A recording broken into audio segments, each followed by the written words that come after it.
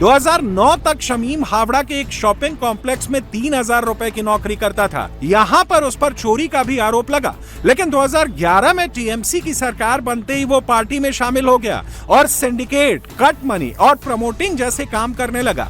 दिसंबर 2018 में एक प्रमोटर पर हमले के आरोप में भी शमीम अहमद की गिरफ्तारी हुई थी। टीएमसी में उसका इतना रसूख था कि पहले वो खुद हावड़ा नगर निगम के वार्ड 36 का टीएमसी अध्यक्ष बना। बाद में इसी वार्ड से इसकी पत्नी शमीमा बेगम यहां से काउंसलर बनी। अब पुलिस ने शमीम अहमद के अंडरग्राउंड नेटवर्क का भी खुलासा कर दिया है।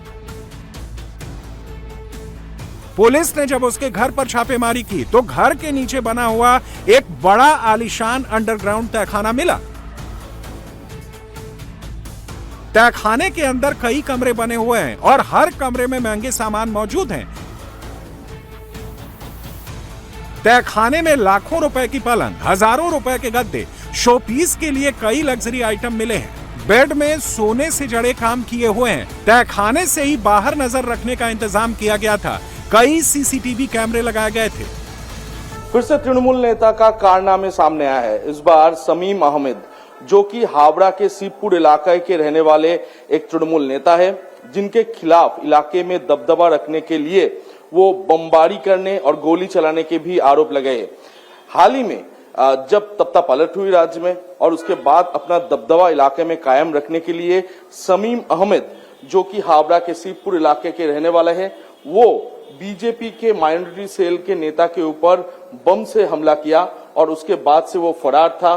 जब पुलिस उसके घर पर पहुंची तो घर पे पहुंचने के बाद पुलिस का होश उड़ गया, क्योंकि ये जो घर है, ये जो फ्लैट है, ये आलीशान एक फ्लैट है और इसके अंदर में जाने के बाद ये पता चल पाया है कि अंदर में डुप्लेक्स है और सीढ़ी के जरिए नीचे जाने के बाद उस जगह पर महंगी फर्नीचर मिले। इतना महंगा फर्नीचर इस घर पे शमीम अहमद के पास कैसे आया है, लग्जरी लाइफ वो कैसे लीड करते थे, यही फिलहाल पुलिस की तरफ से जांच पड़ताल की जा रही है। पुलिस अब इस बात की जांच कर रही है कि आखिर इतनी भारी भरकम लग्जरी सुविधाओं वाला अंडरग्राउंड सेटअप कैसे और किसके पैसे से बनाया गया। क्या इसका इस्तेमाल सिर्फ रहने के लिए था या इसके पीछे कुछ और बड़ा नेटवर्क काम कर रहा था। फिलहाल पुलिस ने इस घर को सील कर दिया है। शमीम अहमद फरार है और पुलिस की कई टीमें उसकी तलाश में जुटी हैं। बंगाल में सरकार ही नहीं बदली है, बदलाव भी शुरू हो गया है और दिखने भी लगा है। बंगाल में लालू यादव जैसा घोटाला करने वाले टीएमसी नेता सुजीत बोस को गिरफ्तार कर लिया गया है। सुजीत बोस पर आरोप है कि उन्होंने फ्लैट्स और पैसे लेकर लोगों को नौकरियां दी। पिछली सरकार के दौरान पश्चिम बंगाल में हुए करोड़ों रुपए के नगरपालिका रोजगार घोटाला केस में सुजीत बोस ईडी के रडार पर थे। बंगाल की टीएमसी सरकार में अग्निशमन सेवा मंत्री रहे सुजीत बोस को गिरफ्तार करने से पहले ईडी ने उनसे 10 घंटे तक पूछताछ की, लेकिन इस दौरान बोस लगातार अपने बयान बदलते रहे।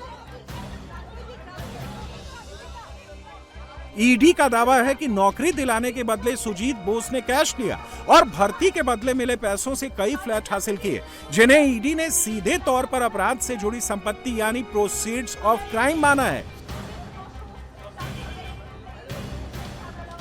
इसके अलावा ईडी को उनके बैंक खातों में भारी मात्रा में नकद जमा होने के भी सबूत मिले हैं।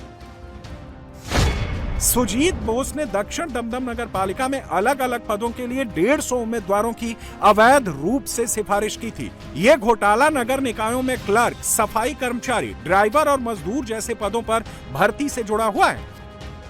सुजीत बोस हाल ही में हुए बंगाल विधानसभा चुनाव में अपने गृहनगर विधाननगर विधानसभा क्षेत्र से हार गए थे।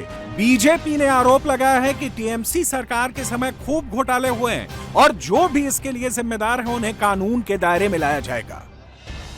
तो बंगाल घोटाला ही घोटाला है, कहीं भी हाथ डालो घोटाला ही आएगा, इसीलिए उसकी चिंता नहीं है।